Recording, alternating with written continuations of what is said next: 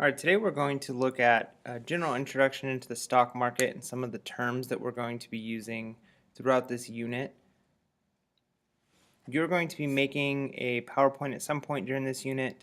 In fact, it'll be your next activity where you're going to define all of these terms. Your PowerPoint will look similar to the one that we're going to view right now, but I want to give you a general overview of what the stock market is and some of the terms we're going to be seeing. So the first question, what is a stock? Stocks represent part ownership in a public corporation. It's as if you buy a piece of the company. If it makes money, so do you. By the same token, if the company you invest in falters or fails altogether, you could lose some or all of your investment.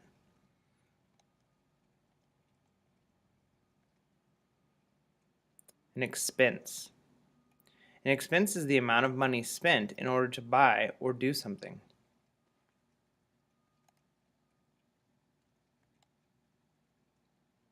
Cost of sales.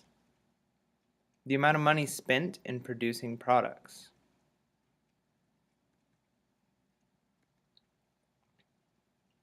Company symbol. When you're looking at the stock market, you're going to notice that each company has a 2 to 4 letter code used to identify a company's stock. So for example, Toyota Motor Corporation, the company symbol is actually TM. So when we're doing the stock market project, you're going to purchase companies, and if you were to purchase Toyota Motor Corporation, the stock symbol is only TM. Capital funds is the money available to be used for the operating costs of doing business. A bear market is the market is referred to as a bear market when it is not performing well. Technically, a bear market exists when the stock market drops at least 20% from its most recent high.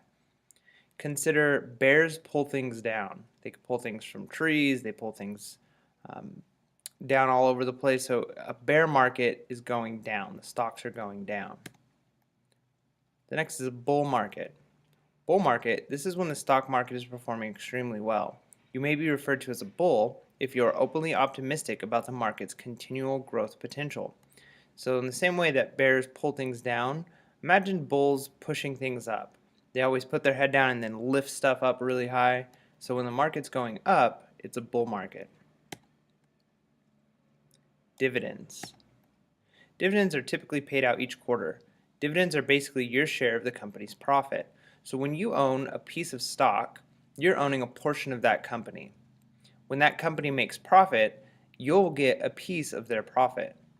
If you own 1/100th of the company, you would make 1/100th of the profit.